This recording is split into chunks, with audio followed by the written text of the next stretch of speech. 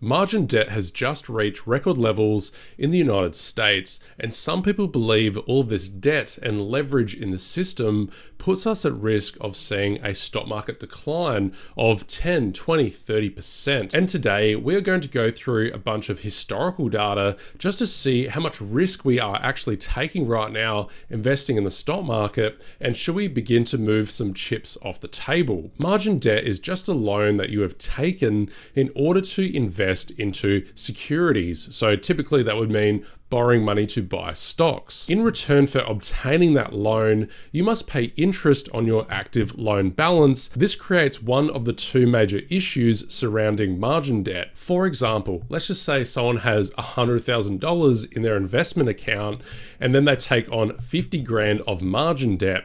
Well, if we're charging around, let's say 7% of interest on that margin loan, that equates to around $3,500 every single year that needs to get paid back to the bank, and that's not even paying down your initial margin at all. And that creates pressure on investors to maybe continue taking profits, always generating a return, and you start to see how the stock market and these margin loans start to feed on each other. However, when we introduce the second big risk associated with margin loans, and that would be margin calls, where you have a dip in your portfolio and then your bank or your brokerage does a fire sale on your portfolio. You don't even get to pick which securities are sold. They want their loans back. Again, if someone has $100,000 of their own money, $50,000 has been taken in margin loans. Margin calls happen when the percent of the portfolio made up of your own money dips below a accepted level. Typically, that's around 50%. So in other words, if I go from $150,000 in total value, I see that portfolio drop down to $100,000, so a 33% loss, then my bank, my brokerage would start to force the sale of my portfolio without my control. Some people might say, look, margin in the portfolio, maybe it's not 50 grand compared to your 100 cash. Maybe they only take out 10%, 20% margin, and that's okay, which that would make your portfolio safer. But overall, it's still a risk, especially when we start to look at leverage products. So not only are you taking out loans on your portfolio, a lot of those higher risk investors also invest in things like ×3 ETFs. Those ETFs typically use options contracts to triple the returns of an investment. But that's actually not even the worst situation. There's a huge amount of people that are starting to invest only using options contracts. Now you can leverage your position around ×5, ×10. In other words, if the underlying stock goes up 1%, then you get a 10% return. And for people that are using leverage as well as options contracts, literally a 5% move, 3% move in the S&P 500, that can send single companies down 5-10%. If you use leverage on top of that, bam, you start getting some margin calls really quickly. We can measure that in terms of the average daily volume of options contracts traded, and we've roughly quadrupled the amount of options trading in the entire market over the last decade. Some people might argue, yeah, the stock market's gone up, roughly double or whatever over the past decade, so options contracts should go up as well, but that's not actually accurate. The options contracts themselves will go up in value, but each contract should just be 1-to-1. In other words, we've seen 4 times the amount of people buying options contracts compared to the past. The price of the S&P 500 really should have no impact here. As always, it's really tempting to just say, look, these greedy people taking on risk, what does that have to do with me? I don't have margin. I don't invest in options contracts much, so therefore I shouldn't have to worry. And that's not true at all, actually. It's the exact opposite. These people can swing the entire stock market. Because like we just said before, if you go through a margin call, 3-5% down in the S&P 500, yes, those people have to start selling their stocks, their ETFs, and that causes more selling in the market. Then you might have boomers out there that are starting to freak out. Their retirement savings have gone down 5-10%.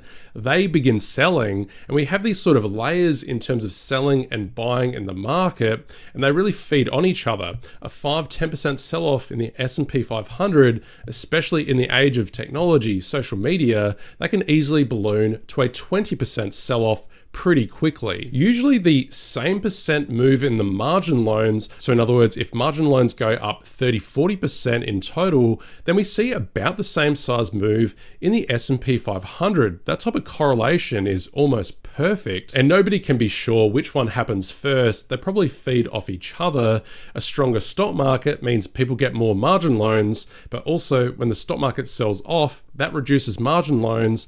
That also reduces the stock market. At this point, we're going to have some fun here and try and see what could happen in the near-term future, look at some ways that maybe influence margin loans and therefore what could happen to the stock market. So first up here, what I've got is the share of the total American stock market from the biggest public company down to the smallest, called the Wilshire 5000, and we've just measured the amount of margin debt in America as a percentage of that.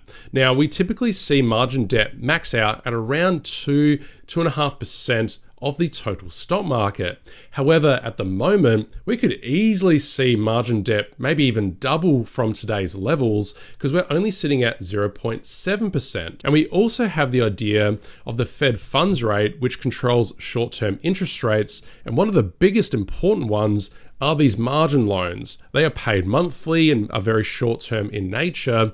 Hence, they are priced on the Fed funds or one-day interest rate. I try my best to put the red graph here or the yearly change in margin debt against the Fed funds rate. I've put them at the right time. Now, one thing we do see here is when we're cutting the Fed funds rate, you get an initial pop very strongly in margin debt. But as the Fed continues to cut interest rates, maybe because they're smelling recession, investors get too scared and actually start to get rid of their margin loans. It happens around halfway through these cutting cycles. So at the moment, we seem to be cutting interest rates for about the next year.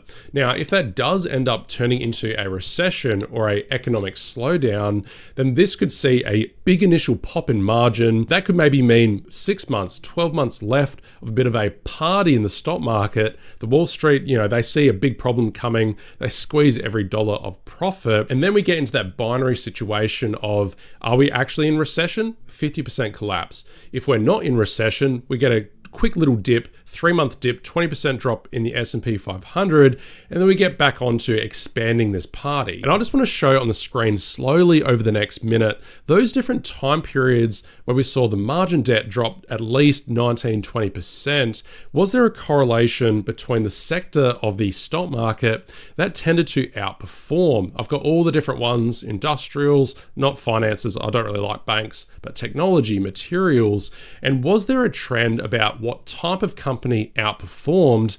And the answer was a clear, not really. Maybe materials did the worst, maybe technology did the best, but technology companies have just been the best over the last 30 years. So that could be reassuring to some people that looking at individual companies is still the best bet. Looking at individual sectors is still not really good enough to get an edge over Wall Street. At the end of the day, we're looking at buying very high quality companies, growing their profits at a good valuation, sometimes taking less risk off the table or putting on hedges if the next couple months don't look very good. So yes, I have sold a lot of companies to raise money in this model portfolio, and I have hedged the portfolio. My Tesla hedge is around 25%, 30% of the total portfolio. It's a put option, and that's guarding against a decline in the stock market. In a perfect world with more money, it's more like 5% of the total portfolio. But in some ways, this outsized risk has been a big source of outperformance of this portfolio, 14% return since July. But thanks for giving me your time today. I'll see you guys next time. Bye.